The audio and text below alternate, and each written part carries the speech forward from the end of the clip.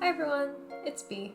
I'm not gonna lie to you guys, it has been an outrageously stressful couple of months for me, and I assume I'm probably not the only one who's been feeling that way. And I've really struggled to find the motivation to sit down and write a script until I was sitting on my couch the other day, and I was out of the blue reminded of a series of books that I used to really love as a kid, and I thought what better way to pull myself out of a very long stretch of writer's block than to write about something silly and fun and nostalgic that maybe no one else cares about except me, but either way, I present to you the topic of today's video, the Royal Diaries series of books released by Scholastic between 1999 and 2005, a series which I remember so fondly from my childhood. Before I even get into what these books are about, I wanted to talk about why I remember them so well after all of these years. It's important to know that I did read a lot as a kid, a lot, but I don't really remember any of the books that I read when I was younger. I probably couldn't tell you what they were about, what the titles of them were, probably close to nothing about anything I ever read as a kid. Except for these books. These are the only exception to that rule. I didn't own every single book in this series, but the ones I did own were my prized possessions. Each book in the Royal Diaries series came as a very regal-looking hardcover book with a painting of a different real princess from around the world and across time. Each of the princesses' names were written in a font that matches the place and time period they came from, and when you turn the book to the side, each of these books had gold page edges, metallic gold painted pages. All of these little details taken together made me, a 6-year-old girl at the time, feel like I was being truly gifted a real, historical, priceless copy of a princess's diary, which I, and only I, had been granted access to. I basically felt like J-Lo being gifted that signed first edition copy of the Iliad in The Boy Next Door. I hope at least one of you knows what I'm referencing right now and you don't actually think I'm dumb enough to think there's such a thing as a signed first edition copy of the Iliad available for sale. Anyways, now that we have the absolutely spectacular appearance of these books out of the way, I will give you the gist of what the series is. The Royal Diaries series, as I mentioned before, were published by Scholastic between 1999 and 2005 with a total of 20 books covering 20 different real princesses. The premise of these books is that each book takes a different princess who really existed once upon a time and chronicles major events in her life in a historical fiction diary format that was meant to appeal to young girls who would be more able to relate to these historical figures and better understand them through the context of reading their personal diaries. Though not all the information was fully accurate, and some creative liberties needed to be taken to keep things easy to understand and engaging for young readers. As someone who has kept a diary since I was about 6 or 7 years old, right around the time I first started reading these books, a diary format was the whole reason I liked these books so much, because it made these historical figures seem like they were just normal girls like me and helped humanize these girls and women who otherwise would seem so far detached from my own experiences, and also helped to contextualize the events described in the book in a way that wasn't horrifically boring. The Royal Diaries series covered a wide range of princesses from around the world and covered time periods spanning over 1,000 years, starting with the famous Cleopatra from BC times. From 500 AD, there's Sondok from Korea and Lady of Kiaoko from southern China, 749 AD's Lady of Palenque from Mesoamerica, the 12th century's Eleanor from France. From the 15th century, we have Anacona from Haiti and Isabelle from Spain. From the 16th century, we have Elizabeth I from England, Mary Queen of Scots, and Nzinga from Angola, Africa. The 17th century includes Janahara from India, Christina from Sweden, and the indigenous Weetamoo from America. From the 18th century, we have Catherine the Great from Russia, and of course Marie Antoinette. For the 19th century, we have Kazumiya from Japan, Elizabeth of Austria-Hungary, Kaluani of Hawaii, and Victoria of England. And finally, from the 20th century, we have Anastasia from Russia. I feel like these books did a really good job, especially for the time, of making a point of showcasing so many different cultures and offering a look into the perspectives of princesses you may not have heard of, from places you may not know anything about, rather than just focusing on the popular European ones like Marie Antoinette or Catherine the Great. Growing up, I had two favorites from this series, Cleopatra and Marie Antoinette, and I was absolutely enamored with these two books. I was one of those kids who was weirdly obsessed with ancient Egypt, as I think a lot of kids were in the 2000s, since there was just a plethora of media coming out at the time about ancient Egypt, so Cleopatra was by far my favorite. This book followed the life of Cleopatra before she was queen, as she escapes to Rome with her father, running from her eldest sister who makes an attempt on her father's life in order to take the crown from him. Along her journey, she meets and befriends other major historical figures like Mark Antony, Cicero, and Julius Caesar to help her take the crown back from her sister and restore her father's rule. I didn't actually know this until I started doing research for this video, but there's apparently a short film made-for-TV movie adaptation of this book, and a few others also from the Royal Diaries series, including Elizabeth I and Isabelle the Jewel of Castilla, that aired on HBO and were subsequently released on DVD, and because I love you guys so much, I decided to watch all three so I could tell you about them. Starting with Cleopatra, Daughter of the Nile, released in the year 2000, just 1 year after the book's publication. This movie is partially narrated in the typical Royal Diaries format by Cleopatra herself. I would say right off the bat that this movie looks about as good as you'd expect from a relatively low-budget kids' book made-for-TV movie adaptation about Egypt to look. So, you know, don't get your hopes up. It looks fine, but it does not look great. I won't lie. That being said, some of the costumes are kind of slay, while others feel kind of like they're probably whitewashed at the very least, which is a shame considering that the series had every opportunity to take advantage of the fact that they present stories of princesses from such different and rich cultures from around the world, and could have done a much better job of portraying these cultures and the people from the parts of the world the stories are meant to take place in. The acting and sets remind me a lot of like Zoe 101, or basically any other early 2000s kids sitcom in terms of quality and general cheesiness. I feel like the historical accuracy is also not very good, but I'm no expert, and the series is meant to be historical fiction, so they get a free pass for that. The terrible wigs, though? Inexcusable. So bad. Right to jail, right away. I can guarantee with 100% certainty that if I knew this movie existed when I was a kid, I would have been absolutely obsessed with it. Also, Cleopatra has a cat named Arrow that shows up occasionally, and it's a real cat that looks so uncomfortable to be there, and occasionally you can hear it meowing in the background even when it's not on screen, and that made me giggle. Big fan. I am now the president of the Arrow fan club. I feel like the general direction for a lot of this movie was meant to sort of like mirror Disney's Aladdin. Like even having her go undercover and check out the local marketplace disguised as a peasant to see how the average person lives under her father's rule and why they're so upset with his current policies. Actually, I haven't looked it up, so maybe I'm wrong and maybe you know better than I do. Maybe Aladdin was based on Cleopatra doing that. I have literally no idea. If that was a thing, cool. If not, I feel like they're ripping off Aladdin. I think my favorite part is once Cleopatra and her father arrive in Rome and everyone is speaking Latin to each other in a way that I can only describe as me when I try to repeat anything I've ever learned on Duolingo out loud. Illa e concilium dot es ministra. I also really love when they're trying to get across the idea that a certain shot of Cleopatra and Cicero walking on a beach is filmed in ancient Rome, so they just like throw a random Roman statue into the foreground. They're like, oh yeah, perfect. It's like they're really there. Towards the end of the movie, Cleopatra gets all dressed up to confront Julius Caesar, and it's a very like, ooh, look at how smart and capable she is as a leader, girl boss type of moment, and her father tells her he's proud of her. When she returns to Egypt at the end of the movie, there's a scene where she's walking through what looks a lot like a modern business park in Southern California, which made me giggle a lot. The very last scene is a montage with a bunch of actual fun facts about the life of the real Cleopatra, which mirrors the endings of each book, which include fun facts about the princesses, which were always my favorite part.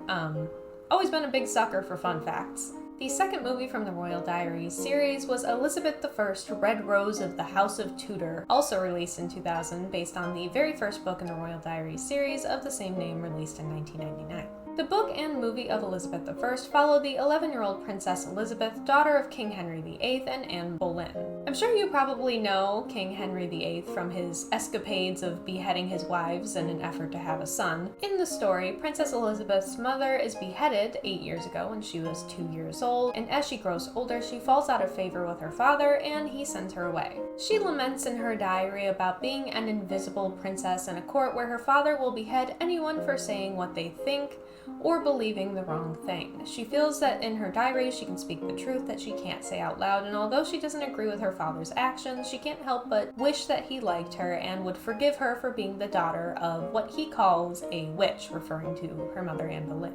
The movie also focuses on King Henry's only male heir, Edward, who, although he's very young at only 6 years old, has big shoes to fill as the king's successor, and her older sister Mary, who is very vindictive and seeks to make sure that Elizabeth will never get the throne. The scene of King Henry being lifted up on this horse swing contraption was so awkward, and I kind of loved it. The set design and costumes for this movie are considerably better than those in Cleopatra, and the whole movie in general just seems to either have like a higher budget or maybe it was just more well-researched. It just seems much less Zoe 101 than Cleopatra did. After being sent away to Hatfield for a while after her sister Mary manipulates her father into banishing her, Elizabeth is finally allowed to return home, where she deals with the haunting of Catherine Howard's ghost, the fifth wife of King Henry, who was also beheaded just like her own mother. Elizabeth and her friend Robin play a game with the ghost in an effort to put her at peace. The fact that her mother and so many other women in her father's life had been beheaded really bothers Elizabeth, and she spends much of the movie talking to the adults around her, trying to get their perspectives on her mother and her beheading, since she was too young to have remembered it when it happened, or to remember her mother at all. Elizabeth also restores her mother's roses in the garden, and in the process accidentally cuts her cheek on a thorn. Her father sees this and says to be careful because she is the true Tudor Rose, explaining the name of the book and series. Love when they do that. Towards the end of the movie, Elizabeth hears that the king has ordered that the current queen be arrested and subsequently beheaded, so in an effort to save her stepmother, who she actually does like, she fakes being ill and calls the queen to her room, where she warns her about the king's intentions and tries to save her from the same fate that so many of his wives before her had met. After telling her this, the queen is able to make amends with the king and save herself from the chopping block, and Elizabeth recaps all that she's learned and accomplished over the year that she wrote the diary, and happily claims that she is no longer invisible. The third and final Royal Diaries movie is Isabelle, the Jewel of Castilla, also released in 2000 based on the book of the same name, released that same year. This one follows Isabelle, Princess of Castilla, Spain, whose half-brother Enrique, the King of Spain, banishes her and attempts to arrange her marriage to the King of Portugal for the purpose of making an alliance between Portugal and Spain. Unfortunately, Isabelle doesn't have the right to refuse the betrothal, though she doesn't love the King of Portugal. He's an old man. And instead, her heart belongs to another, Prince Fernando, a boy she meets in the market at the beginning of the movie who is also interested in marrying her. This movie is by far the best of the three and reminds me a lot of Ever After with Drew Barrymore, if you've ever seen that, minus the fun fairy tale aspects. At about the midpoint of the movie, her other brother Alfonso, who is fighting for the rebel cause against Enrique, dies, officially making Isabelle queen. She refuses this though because she wants the civil war to end, and instead of fighting Enrique, she instead strategizes and comes up with a treaty she'd like to propose to him. At some point, she finds out that her brother's servants have been going through her diary, the Royal Diary, and reporting back to her brother Enrique, who has decided to ignore the treaty that he agreed to entirely. Towards the end, as her brother is about to force her to marry the King of Portugal, the ambassador, speaking on behalf of Prince Fernando's father, comes to ask Isabelle personally if she wishes to marry Prince Fernando and presents her with the most drop-dead gorgeous necklace ever. I mean, who could possibly say no to that? I know I wouldn't. She agrees to this betrothal, and she's warned that she must marry Fernando before her brother makes his move, so secretly Isabelle and her best friend Catalina must flee to a meeting location so that she can finally be with him and escape her brother's oppression. The story has a truly happy ending where Isabelle gets to marry Prince Fernando, and the two become king and queen of Castillo and Leon. Again, like the last movie about Elizabeth, this one also has much better set and costume designs than Cleopatra. I also love the pearl necklaces that the ladies in this movie wear. I'm like a huge fan of pearl jewelry, so all of these gigantic and regal looking pearl necklaces are just awesome, and I'm so jealous, even if they're just costume jewelry. Like, it makes me wonder how much it would cost if it was real, because I would like to know. I'm interested. I also appreciate that the costumes don't look like they were bought at Spirit Halloween, and also the acting in this one is a bit better than the others, which is, like, all of these combined is why I said that this one is probably the best. And there are definitely no scenes in this one that are meant to be funny, but I think the drama is done in a way that is not like too terribly corny or boring. It's still a good movie. It doesn't need to be funny, you know? I think it's a shame because it's clear with each successive short film they were getting progressively better, yet this is the last one to have been made, and there were obviously many other books, like 17 more books, covering many other princesses and their respective cultures that would have been very cool to adapt into short films as well. Although these movies are basically just cheesy edutainment, I think they could have had a really good thing going in telling these stories of these girls and showcasing the time periods and cultures they existed in. The books are still there, of course, but I think that film adaptations, controversial as they may be sometimes, have the opportunity to reach a much greater audience and could have possibly interested even more young girls in learning about history in a fun way. And also, it's really hard to picture what someone from a culture you're unfamiliar looks like, what their surroundings look like, if you have no idea, like had never heard of it before, you don't know anything about it. It's really difficult to picture that in your head. So I think adapting it to screen to show like historical garments, what things looked like at the time, it's very helpful.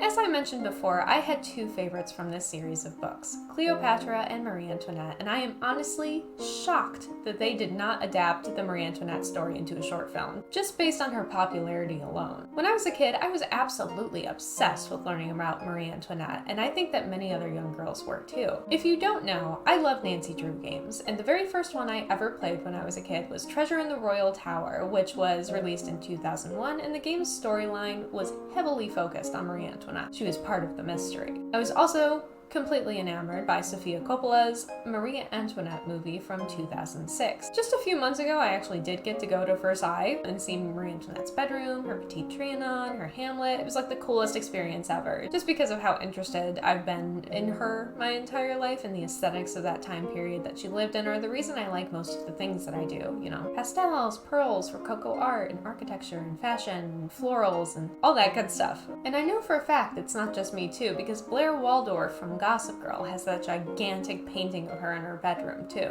Guess it just must be a girl thing, I don't know. Either way, I think it's a shame that the Royal Diaries did not adapt her story to film because it focuses on her life starting from the time she was 13 years old until she was eventually married to the Dauphin, mostly focusing on her life moving from Austria to France and dealing with that transition, and the expectations placed upon her in marrying to form an alliance between the two countries. I think since most film adaptations and stories about her spend the bulk of the time focusing on her lavish lifestyle and eventual infamy, it would have been really cool to see a movie that focused more on how hard it must have been for her to leave her home at such a young age and be forced into a marriage to someone who she didn't particularly get along with in a country that was entirely new to her. I also just love the aesthetics of that time period too, so I would have liked to see how the sets and costumes would have looked, since I think most people probably know what to expect when they think of Marie Antoinette. They would have had some pretty big expectations to meet. All in all, I think that the Royal Diaries series was an awesome book and movie series that I wish would have lasted longer or saw more success, since it really only lasted 6 years in total. I think it was a really awesome idea to showcase so many different princesses from around the world, because I think that for the most part, a good majority of young girls are interested in princesses, and although these ones aren't Disney princesses and there are no fairy tales or magical singing animals, the format in which the stories are presented is still engaging and interesting enough to have made young girls, including myself, really interested in learning about these real girls who lived once upon a time and were real princesses, whatever that entails. The books were also a great way to introduce kids to the ideas and perspectives of people from different places too, covering just about every continent except for Australia, I think, which is honestly more than a lot of series could say even today, so I definitely feel that was pretty progressive for the time and actually a very good idea. Anywho, I just wanted an excuse to talk about something that I used to really love when I was a kid in an attempt to cure my writer's block that I've been dealing with for the past couple months. And although I'm not sure most or any of you have even heard of the Royal Diaries series, I hope that you enjoyed this video because I had a lot of fun making it. Let me know down in the comments if you've ever read any of these books, and if you have, let me know who your favorite was. By the way, if you're interested at all and you're really bored, the Royal Diaries short films are listed as a TV series and available for free on Tubi, which is where I watched them for this video. So, in case you wanted to know, they're out there for free. Also, just so I don't go another few months without uploading, just assume that my next few videos will probably be about like random fun things I remember from my childhood as well, like very similar to this video, or maybe another video from my Supernatural Sims series that I started a while back, because those ones are always really fun to make. I hope you all have a good day or night or whatever time it is wherever you are, and I will see you all again next time.